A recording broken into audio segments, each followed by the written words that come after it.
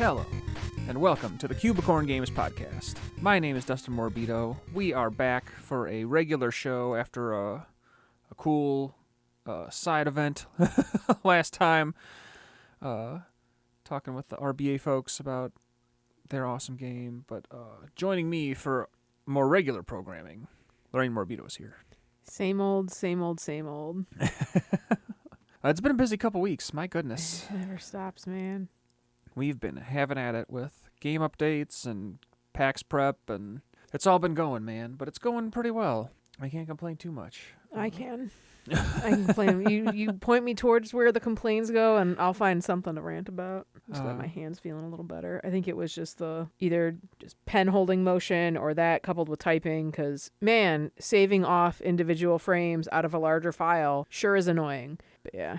It's just like curling my hand, my index and middle finger on my right hand, which generally is the one that gives me the most problems with near arthritic nonsense. I'll say, yeah, you got to try to watch that a little bit because you do. I've never had that happen before where they like, the only way I can describe it is they felt swollen. Like it didn't feel like my hand was closing fully. Like my other two fingers felt fine, but those ones felt like puffy. Like puffier than usual, but I think just kind of like relaxing my hand and changing sheets on a bed, I guess, which is what I did immediately after that. It feels better now. Sure. I just mean watch your hands in general because you're working with your hands when you're doing all our stuff. You're working with your hands at regular work. I'm well aware. Well aware.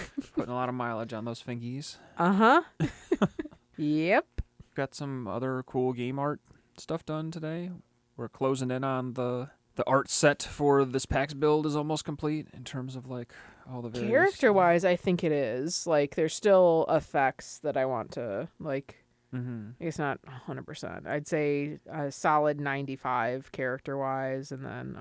Yeah, and these will all be kind of like slightly more roughed-up versions of stuff than the final art, but it's things to get in there functionally, and I do think it's coming along really, really well. I had kind of been putting these assets more together over the past, basically the past 2 weeks, maybe 3.5, give or take. I honestly don't remember when I really started, but I've got most of the both enemies and a solid chunk of the boss fight, at least physically drawn, not yet fully implemented in some cases, but yeah. And it's all looking good. I think it's going to be one of the coolest boss fights you've done. I definitely think the character designs and their animations and their kind of ability set are up there in terms of potentially the best enemy stuff we've ever done. It's going to be really interesting in a fun way, not we'll see how it shakes out or whatever. No, it is specifically differenter in a lot of ways than how we've designed enemies. I still think the closest comparison, not necessarily in one of them, but across them all, is the beetle mini boss from the fourth tower. We've gone much more out of our way to make them a little more dynamic and threatening, and that's just standard enemies. Some really weird takes on older hazards as well. Stuff getting shot out of the walls in a different and crazy way. Doors being weird. Yeah, I think it's going to be really cool. I'm excited to see it all finally come together. I've gotten most of that stuff stood up functionally. There's a couple little things I still have to get done from a coding perspective. And then I'll be ready to start building out some test levels, some sample sections of gameplay here. But I do think it's going to be a solid, as kind of the... cap. Yeah, as kind of the apex of the main game playthrough. I think it's going to be cool and fun and different enough that it's exciting. It's coming together. Yeah. I'm trying to think if there's anything else, because I've really just been implementing all the gameplay stuff that you've been... Yeah, it's been me making things. You've been trying out the art, and I've been getting it working in a functional way. One of the more, normal and standard forms of our workflow. I make a thing, you implement the thing. Mm-hmm. We have a discussion about how both things happen, so we know what page we need to be on, and then we go back to the mines and do it again. Yeah, I have taken a slight side tangent of, from potentially our earlier plans for the kind of little projectile shooters that are going to exist in this level, which I'll be interested to see how that works. I think overall we'll end up close to what I've kind of spec'd out, because originally it was more just kind of shooting stuff in a direction and various patterns, bursts of projectiles at once and things like that. And that's largely still in there, but now We're also adding this little bit of phase shifting mechanic that for right now I think it's going to be between like there'll be certain types of projectiles that when you that they come out and they're either in like two states, right? Like they either can just harm you or they can harm you and you can hit them. And it might end up being that, or we might end up reeling it in more to where it's like maybe they can't interact with you at all, like you actually are immune to them in a certain state, and then you can interact with them in the other. I don't know, but that whole idea of like burst of projectiles that kind of like change state based on like you interacting with the environment otherwise, like hitting switches or whatever, was not necessarily originally planned for this area, but I think expanding into that is going to be a nice little addition to again the more complex and beefier enemies, and I think it'll probably work out really well no matter what we settle on. So it'll be cool to get some of that stuff stood up in levels and test some. I mean, as flipping the script is from what we normally do. If you want some like real time game development nonsense, if you wanted to do the like intangible versus tangible ones, the intangible ones could be closer to cucumbers or a blue, and the the ones that you can interact with can just be the orange that we're using for most of the other stuff. So it's like, oh, they're not going to harm you. And I know you had kind of talked about them maybe hitting the enemies too at one point. That was an idea. I pulled back from that potentially a little bit. I was going to say the blue ones could then hurt them or right back into it, like push them out of the way or something, and then the orange ones don't hurt them. I'll think about all that, but that's a good point. Like you can think about that too from a like. I refuse to think about where anything. We go with them visually, because that's like you said, one of the last things you haven't really done a pass on is specifically projectiles that come out of stuff. Yeah, for those levels. Because I do all of those by hand. There's gonna be quite a few in the boss fight, but but it's boy is it coming along. So I think this will be a really exciting update. Yeah. Considering we took that January build off for like all those personal reasons, it's definitely going to be our biggest update. I think probably ever. Like it'd be hard to judge like when we were so early on. Mm-hmm. But like since we started posting builds publicly on a semi-regular basis, it's been like it should be the most content that will ever have been in one. Because there's to date there isn't any Tower 6 levels, and theoretically there might be all Tower 6 levels in a fight, which is crazy. We've done like so much like design docking and like pen and paper like planning. We've had a lot of meetings just being literally the two of us. And then just like mapping things out and just getting as solid of an idea like on paper beforehand, like what we want them to do, and then it's literally just like creation and implementation. We're gonna get through PAX, and then we're gonna have to be really diligent on our project planning kind of side of things and do my absolute best to split my time relatively evenly between like getting like secret level stuff done and finishing the pass for those where they need to be, and then just slapping together the final versions of all the little hanging threads that aren't done yet. Like I've got to finish the localization functionality, like the scripting for that needs a little bit of work still, and then need to touch up some of the game objects that will be involved in like the level selection UI and things like that. Still kind of need to build our little holder space, our little in-between space. Our little in-between space between levels, which again, I'm excited. I think that's going to be cool and add some personality when we add it, but that's like... And I've got a handful of like, aside from like actual functioning game object things, I have like some cutscene assets that of a variety of kinds that... that stuff's all on the list. And then we still need to finish assets for the 7th tower and boss fight, which is going to be... the most involved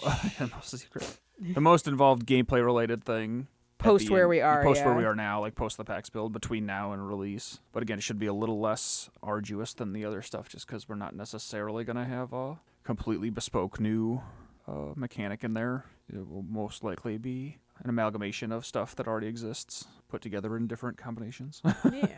We're scrambling, but like in a way like we're making scrambled eggs, like we're just putting it all in there and dumping it on the table and be like, here it is. Don't worry about it. If you know, you know. I'm excited. And I think I was telling just some friends of mine the other day when I was like, it might have even been like last week or whatever, after I had really started to get into doing the frames, like individual animations and stuff for the 6th boss. I was just like, it is so weird to be drawing him so much, because like he's just kind of been there. He's like it was kind of the same with a lot of the, like, especially after like the third tower specifically, like all of those like later things just felt like so like pie in the sky almost, like they're just so far down the road because we have so much to do, because we've been working on this game for like a decade or so at this point, on and off, and it's just like, no, we're actually here, like we're actually building this stuff out now. It's just weird to think about, because like it was always like, oh yeah, we'll get there eventually, and now it's just like, no, we're here, like we have like most of the game behind us at this point. There's the runway is nearly done of stuff that needs to get made, and it's just so bizarre to think about, because we didn't really have that effect with Down the Drain, because most of the stuff was already built. It was more just kind of like putting the pieces together, creating a few more assets here and there, but like most of the game had been built by the time we were going into like, yeah, we're finishing this. It was more like some like mechanical or back end stuff, as opposed to... And again, the stuff about that being so different because it was a roguelike thing, like it just was... Well, no, yeah, but like... I get what you're saying, though, but like you said, when we dove into more crunch, like we're getting this done or we're gonna die development, I wasn't going out of my way to build, like, because there was way back in the day I had all kinds of plans for a final boss for Down the Drain, so many different things, and never got to them just because like the game was changing around us, like what it was, what we're doing with it. Some of those things just didn't make sense anymore. Timeline wise, it didn't make sense. I had technically built out a version of a level type, which I think was just broken in a Unity update at some point. I don't think we ever got the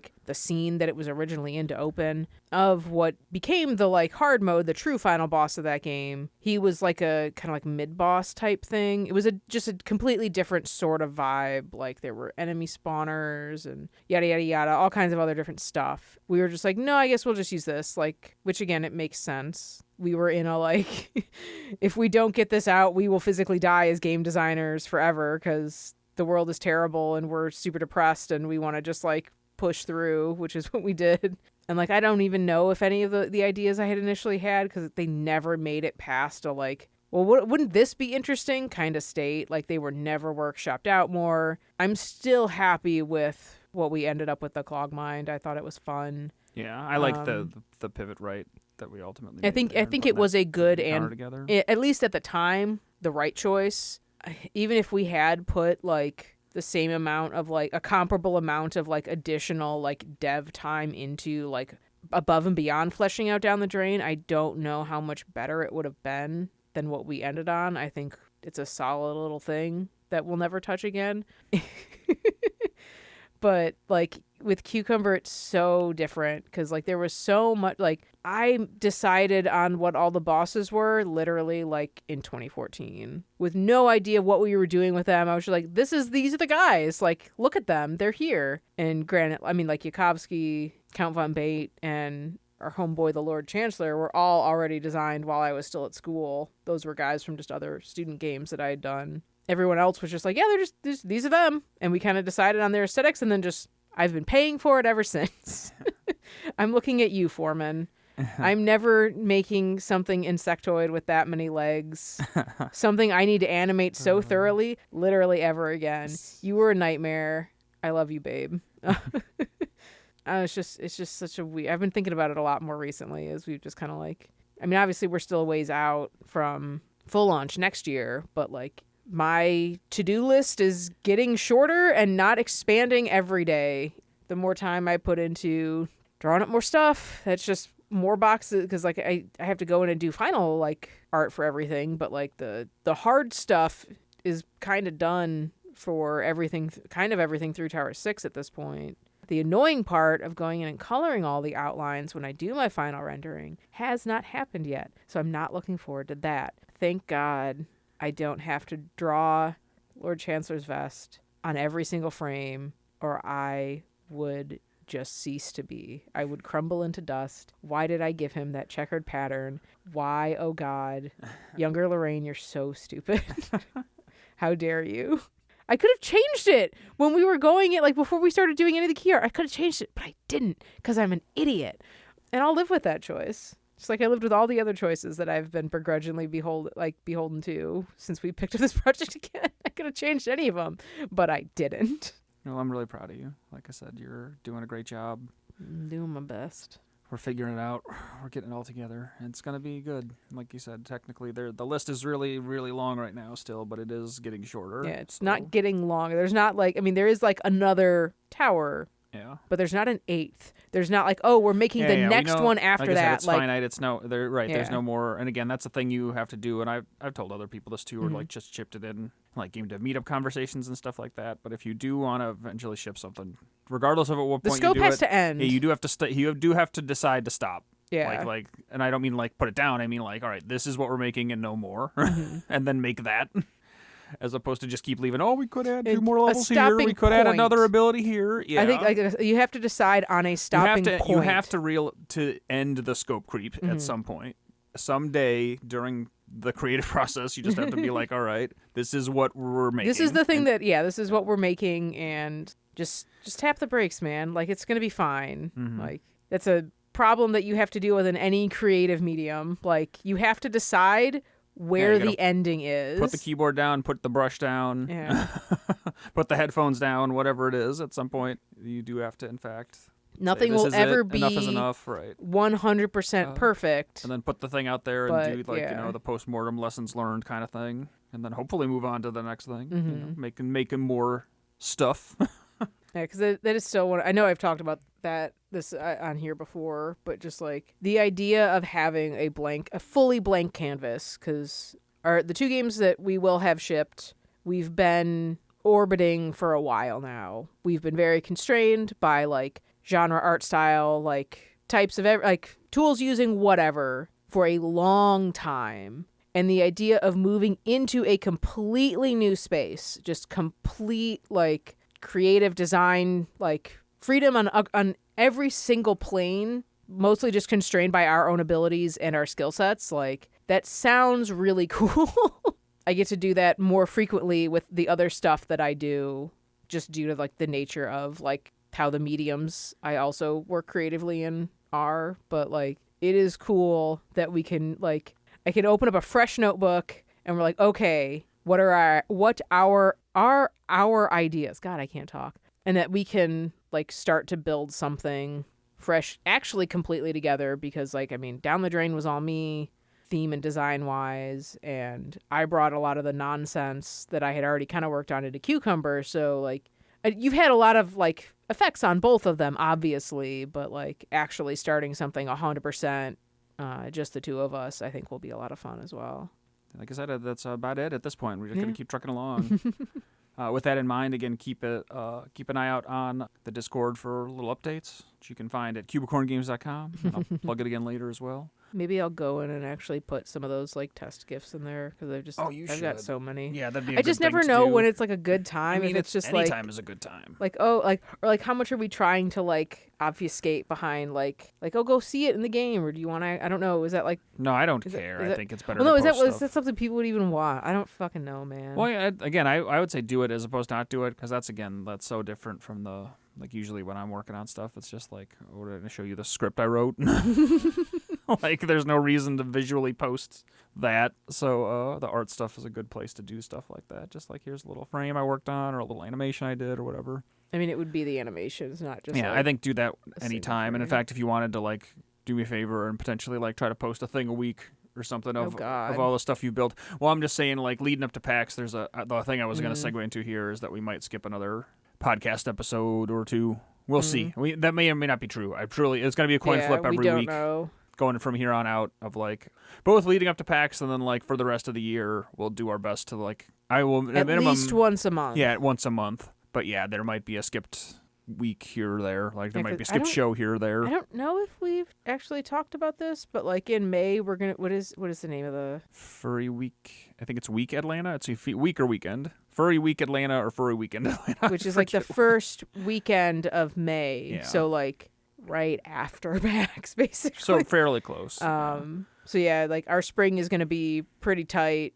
and then if all goes well, yeah, and we'll then be like, at PAX West as well. Summer will be grinding, in September. Right? Then PAX West will happen in September, and then more grinding. And then PAX East next year, man. Yeah, for the release. Basically there. But, and that's kind of, I guess, it for our Super Cucumber updates for our game dev stuff. so far. Hooray. I haven't been playing anything because I've been I've been working on game stuff. I've been getting still doing high school esports, like coaching kids. That's been a lot of fun. Our season's just about to start this week properly.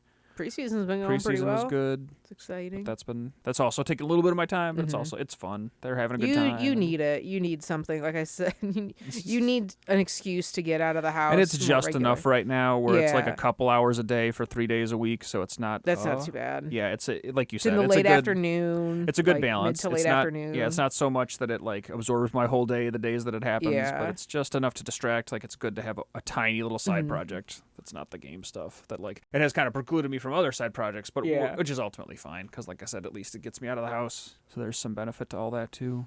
But that's been going good. And then as far as playing stuff, you have played little bits of stuff here and there, more than me. It's nothing substantial. I've definitely fallen back into Animal Crossing, specifically this time New Horizons, because that 3.0 update that dropped. I think you're last like. month? Yeah, I think you're not the only one. I think a super significant portion of people have picked that game back up. Oh yeah, there's a lot of people who never stopped playing. First of all, but this because they had specifically said like almost 3 or 4 years ago at this point that there was going to be nothing new coming to that game. That was the end of content, and then with needing to make the Switch 2 version, I guess they were like, well, you guys like everyone can have a little bit more. In the vein of like the hotel, which I think it's fine. Like I don't like how the two major like the paid DLC, which was the Happy Home whatever nonsense, and then this one are strictly focused on room decoration. Full stop. Like that is it. Which like is fine. Like I don't hate it, but it's definitely not like my favorite thing. And then just today I finally hit the little like in-game achievement thing for I've basically finished all the ones that have to do with like regularly engaging with the hotel, being like they wanted you to do like work at the hotel 20 days and then also get 10 guests who don't have reservations, get them into the hotel. And I've done that. So like I don't have to really do anything. Like I don't have to engage with it anymore. I probably still will, but I like especially after I hit that 20 days, I was like, okay, we're only going to interact with it when there are people who don't have a reservation. And I still think that's my like plan because it is fun. Like I don't dislike it as someone who hasn't like changed my house substantially since I started that game like 6 years ago. It is fun to like play around with some like the new furniture that they make or just do silly things. And it was something I enjoyed about like when I was playing on your account, Dustin, to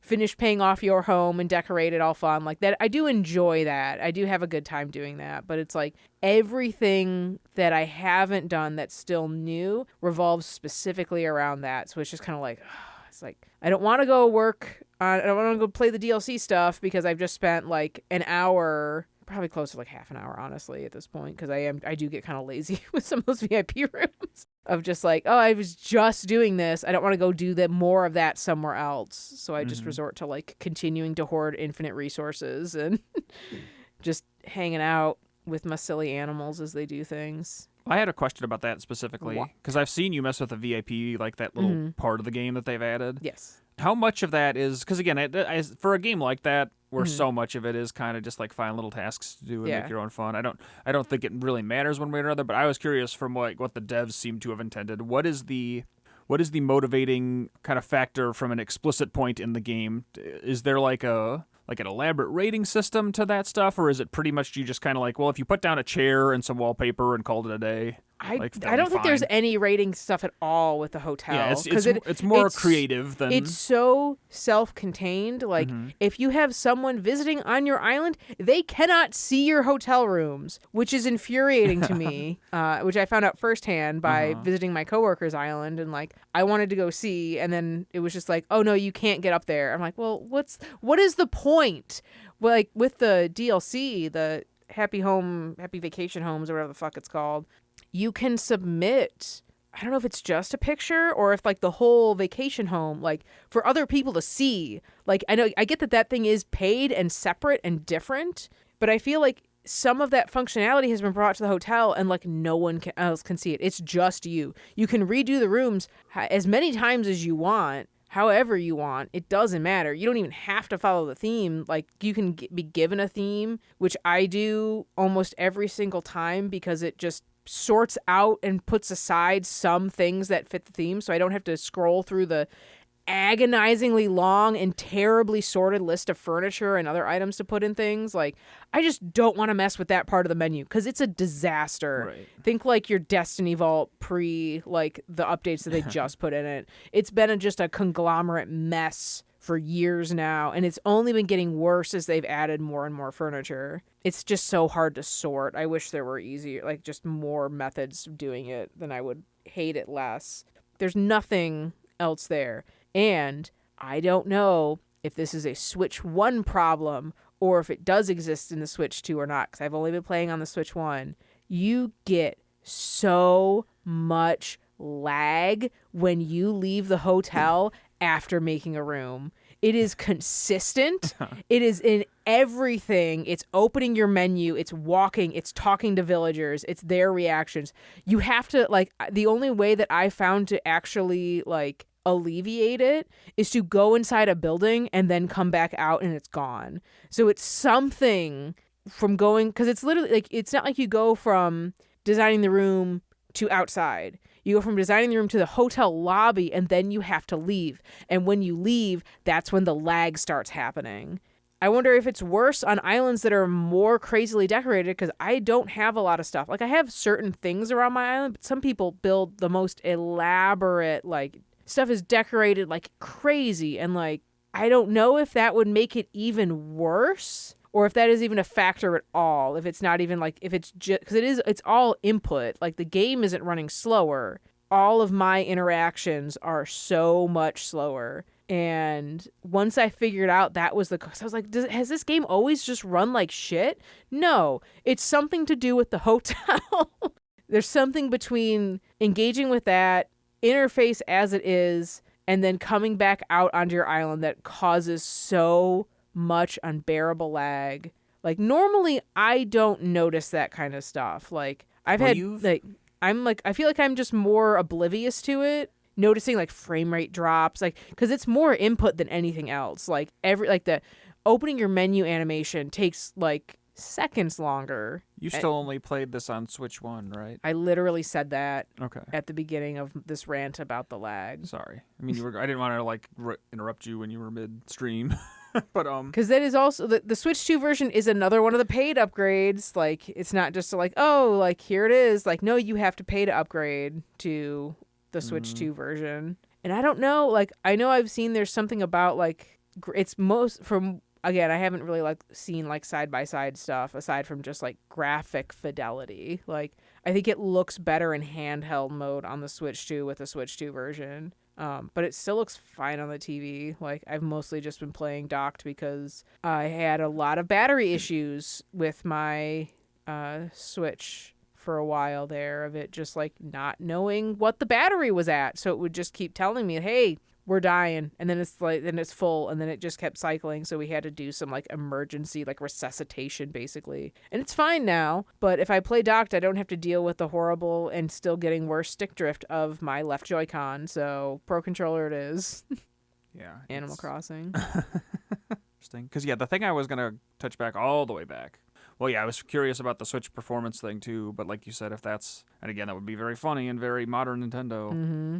To paywall even, like, basic performance changes from platform to platform at this point, which that sucks. That's its only separate thing. But yeah, it's interesting to me that, like, that update seems to be very ungamified in a world where, like, people are gamifying every little sub thing in games to the nth degree. I feel like at this point, like, that there is no explicit, like, there's not, like, some giant meta game about, like, oh, if you can get points for doing the rooms, and then there's, like, a progression track for, like, how many, like, total points you've gotten, and there's not, like, I mean, I am getting points, but those points are just a different currency to purchase furniture with. Like, that's literally it. It's the same with the, like, vacation home stuff. Like, but is it just for doing stuff, or is it, like, again, for, like, it doesn't do, like, another, like, feng shui kind of thing where, like, you didn't put the right number of chairs in here or whatever? Like, I guess that's what I'm getting at, that it's not like each of those little, like, rooms are not divided into, like, a series of explicit subtasks for, like, oh, yeah, this room needs to have a bed, 4 chairs, and a table, and... The only things that are like that are the stuff from the DLC, because you're building vacation homes specific, each animal has its own thing that it's asking of you. Like, it is a preset thing, and it's just like, oh, I want this kind of vacation home. And there's like a handful of pieces of furniture that are like, you have to have this in the room. Okay, so there's but otherwise a tiny it doesn't matter. All right. And then you're also building like facilities on there. Like, I built a school, and there's like a restaurant or whatever, and they're like, you need X chairs, X tables. Like, it doesn't matter what ones you use, but you need a certain number of things to qualify this as like the restaurant or the ice cream parlor or like this, like I said, like the schoolhouse or whatever. Those have more requirements, and those are the ones that you can also submit for people just to look at. Like, I haven't opened the in-game app on my in-game phone to like look at the hotel vacation home stuff, because I kind of, again, don't really care. It's something that's like, oh, I'm desperate for something to do. I'll go design a vacation home, and like that's it. Because again, they are like it's just more of the same. Like, there's no new other activity or whatever, which is fine. Again, like, they've pivoted really, really hard into the like, this is just kind of like a decorating game, which is fine. People really like that and have gone crazy with it. But it's just not the thing that I like gravitate towards immediately when I like focus on Animal Crossing. It's just me and my silly little guys and what they're up to, which is why I love the original Animal Crossing so much. Because they're even sillier and even more weird, and you can't do shit in that game, and I love it to death. Yeah, no, it's just like, it's gotten me in again thinking about just kind of those other side sections of games, like you described. I guess there's a little more in there than I might have even assumed initially in terms of explicit goals or whatever, but only just because the thing that gets me with, and this is a thing that, like, unlike a lot of the worst impulses in games that I feel like the indie sphere has been able to dodge, because most of that stuff is financial, like in many ways, of like microtransactions and hours played or whatever, can be very much like the kind of the dark goal of why you're building this game together. Yeah, the dark patterns that exist in a lot of more expensive things, in many cases, have luckily been able to be circumvented by I guess creative integrity. In the indie space in a lot of ways, and just like not having the same financial motivations for those games. The incentives just to sell somebody put one those thing hooks in there, as opposed to sell them little chunks of a thing for the next 15 hours or whatever. But that said, I think progression mechanics to some degrees have inched their way in a little bit in ways that are just like, I don't think people think about progression as much as I wish they did, and it's just like, and they do think about it more in terms of like just keeping a very long grocery list of shit to do over the entire gameplay period, which puts me off of games a little bit. Like, again, I still haven't played that game. I still might give it a shot at some point. But one part of the, one little tiny chunk of the reason that I've still never felt like the impetus to play Rogue Legacy 2 after watching you play a pretty significant amount of it was seeing how big that gigantic, like, kind of permanent tech tree is. And just like the fact that instead of giving like a node that gives you 20% more attack or whatever, it was like, what if we give you 15 nodes that give you 1.2% attack? And I don't even know if that game actually does this. I'm making a vast assumption, having not played it, but having seen you kind of interact with it over your shoulder. But I've seen that in games a lot, where it's like, look, if you're going to give me 1% of a thing split in like 20 individual chunks, you have made you have taken what could be a very significant choice or a very impactful thing in a moment and turned it into a treadmill, in my opinion, for the sake of having that many little like dopamine hits of like, oh, you got another upgrade. Well, I'll say this, at least just speaking, I guess, in defense of Rogue Legacy, especially Run 1 and 2, because they're both like, they both have that castle exists in both of them, and there's definitely more to that castle in the second one, as well as like the harbor outside that you're actually upgrading like weapons and getting other things to equip to yourself. The only resource, or yes, there's technically two other ones, but you still need, like, the only main resource in that game is gold. That is kind of all you're working to get. Beating stuff, sure, but beating stuff gets you more gold to buy more things. And all of the decisions you make, like, based on like what you want to run, aside from like, oh, like, I like this class or I don't really like this one, are gold focused. Like, all of the detrimental perks increase the amount of gold you get per pickup. because that gold then goes back into that tree. It's literally just like all you're doing is min-maxing gold how you want. And like there's like I said, there's technically like the iron, and then there's like maybe like 3 like other resources that are used for very specific things like upgrading armor, unlocking like the enchantments, and then also I don't remember, there was one other one that I was like a little more end game that like I hadn't gotten a lot of because it is very specific. Those ones are like on top of what you're using that gold to do, and you still need gold to get those other upgrades as well. Like that is the reason you're playing this game. Like, yeah, you're trying to beat the guys or whatever, like beat all the bosses or what have you, but acquiring gold is the main focus of that game, and then spending that gold so you can then get more gold is the treadmill. Like that is the whole thing. Sure. And again, like to pull back from that, like I said, I haven't really played definitely 2. I haven't played at all. And I've played 1 sparingly. I've played a little bit of it. But to pull back from that game specifically, and do you get what I'm getting at in games in general? Yes. Of like I do like no, I do understand what you're getting at. That's why I said I'm specifically talking in defense of Rogue Legacy too. I am suspicious of the impulse of like designers will settle on like, all right, we've got kind of like your base starting point for power. And then at some point they settle on like, here's your final point. Like, here's what we want you to be maxed out. And then the gulf there of like how they get you from A to B and how many little like steps or,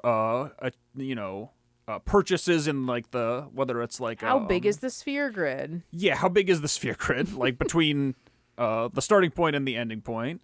And I do think these days people have leaned towards putting more nodes on that grid, just for the sake of, like I said, of dispensing a quote unquote achievement of like, all right, well, we want you to feel like you've done a thing every 10 minutes, so we're gonna have you unlock 1% of a thing 20 times as opposed to like 5% of a thing 4 times. And also, like theoretically, it creates an endless play loop of like, oh, there's always something to do, there's always something to unlock, like.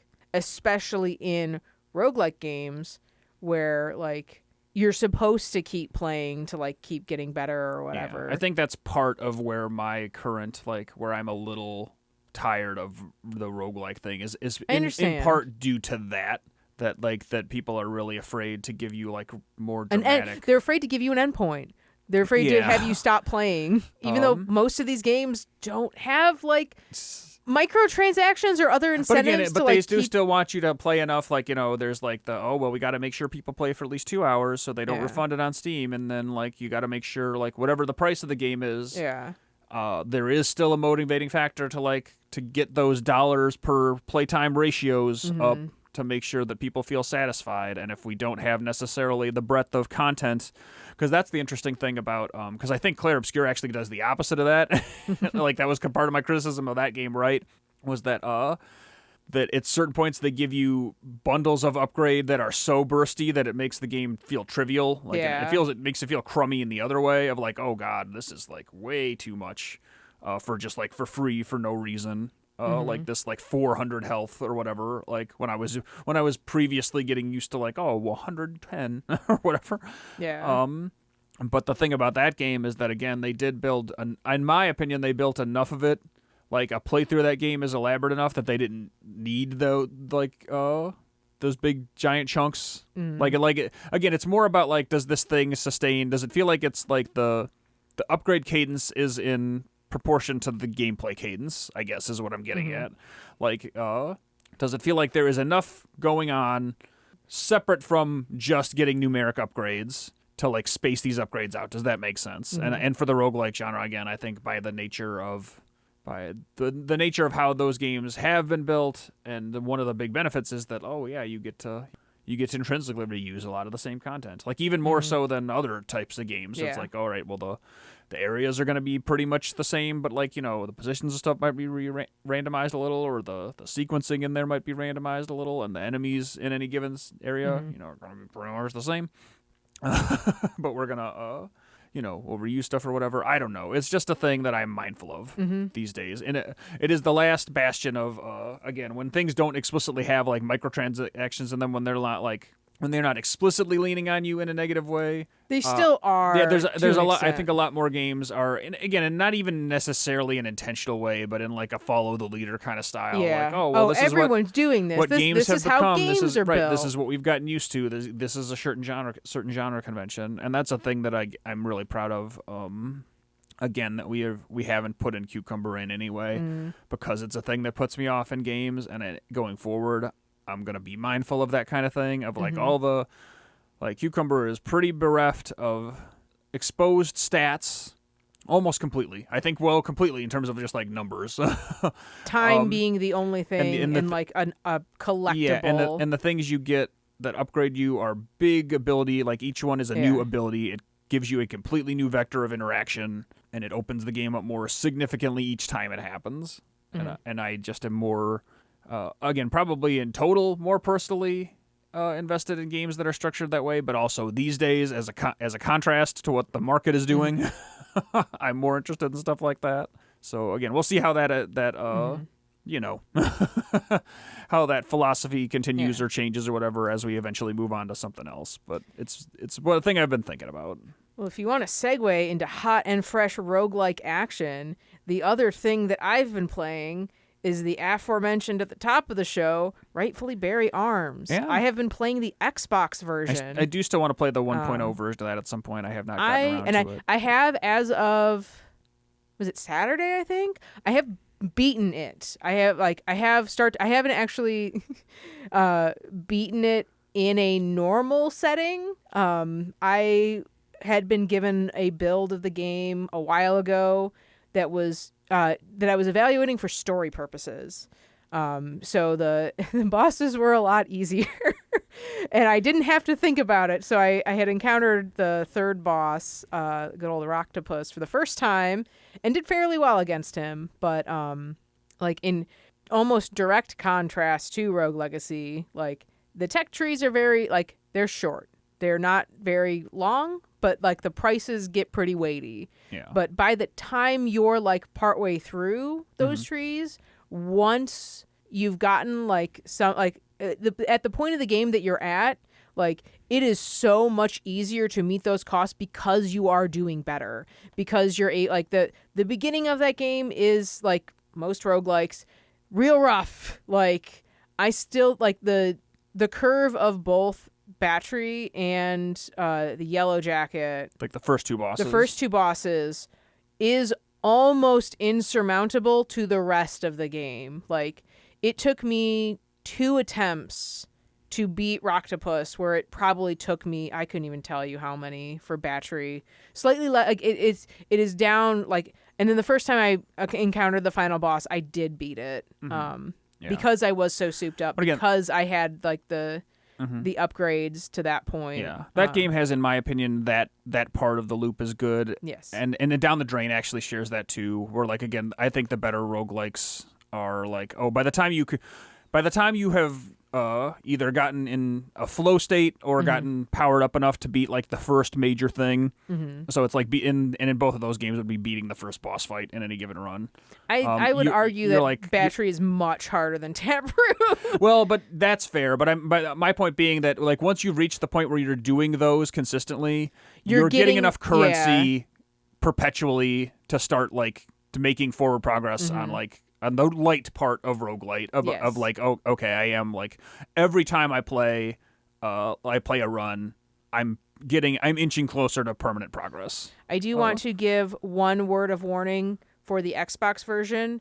There is a bug in it currently that, from what I understand, has been dubbed the blue screen bug, where like it is not like a PC blue screen, which not is like crashed desktop. It is not. Yeah, it's not crashing. It's just like the screen gets obscured, which you can alleviate by exiting to title, not closing the game, not going to the Xbox home screen, just pausing the game, exit to title. You can immediately continue. If you were in the middle of a run, like it does, like I was surprised because again, this was something I had never done while I was like testing the early access build.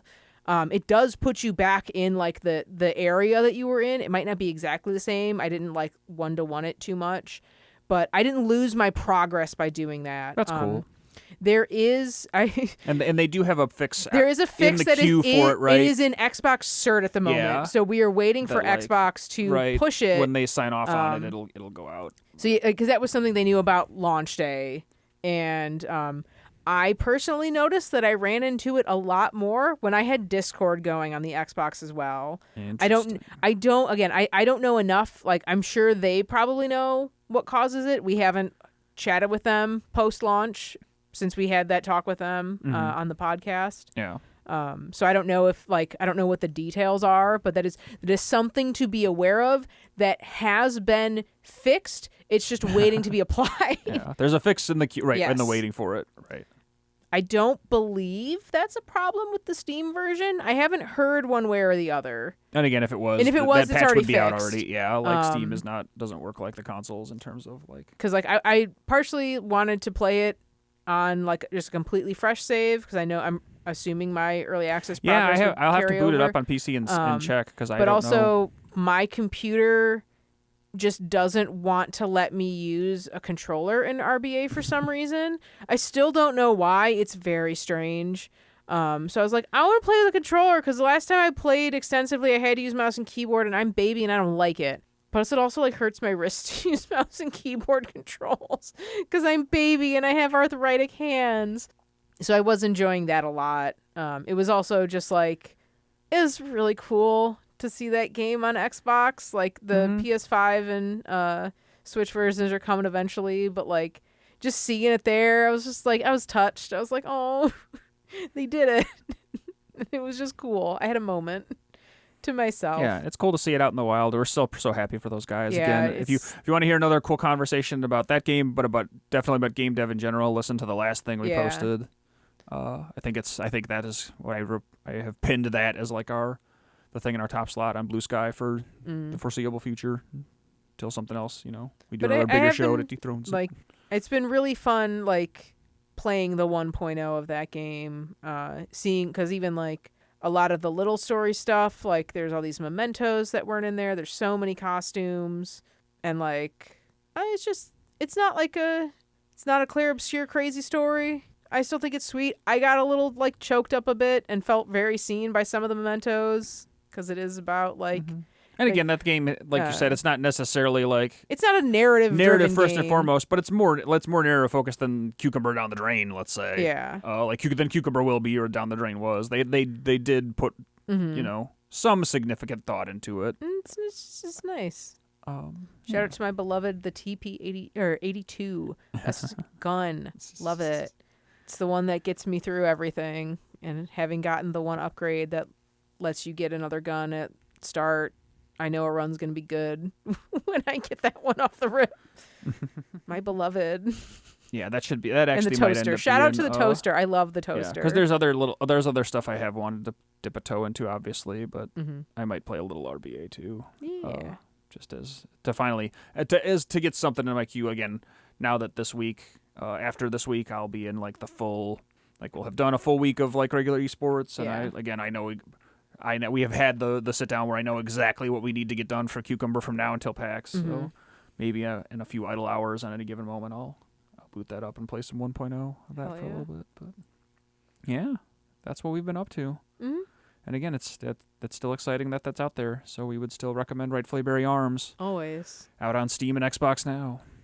Yeah. Yeah. And with all that said, unless you've got something else, I think we might call it a show.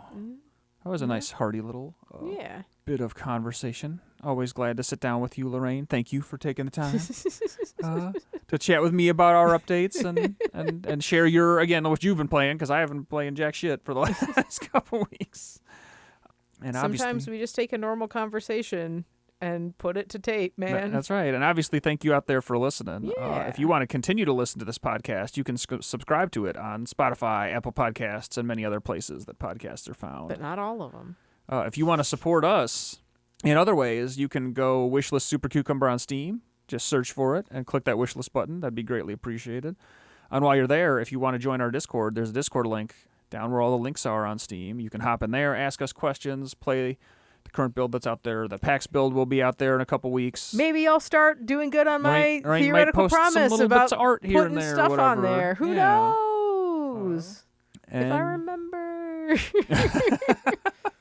Oh, you got it. And you can also follow us on Blue Sky, and that's pretty much it at this point. Instagram, technically. I'll do better. I do better when we're at shows. 'Cause, like, what am I gonna? Maybe like I'll probably have to try and take a leaf from or a page from Daylight Basement's book on because they were posting stuff like I think it was like a week out every day. It was like X days to it was just just a flat image, but yeah, with the number maybe as decreased we or whatever. hang out more with Chris and April, figure out what worked, didn't, how annoying it was, like what they felt like doing. It's so much easier for me to be in that promoting mind space when we're actually doing something, as opposed to just we're just developing more. Hooray! But we're places. You can follow us on Facebook. I wouldn't, but you can. You can. I think it might parody post to the Facebook page from Instagram. I don't remember. I think my personal Instagram does that. Don't follow me. Whatever. You could. I might not accept. I privated my personal one. Yeah, and then Pew, pew, pew. Mostly social media is bad. It is bad. It's bad, and I hate it. And yeah, that'll do it for now. So yeah, thank you again for listening. Yeah. I very much appreciate it. Be on the lookout for new podcasts in the future. And until then, we'll call it a show. Yeah. Stay safe out there, and we will be back with more podcasts at some point. Bye.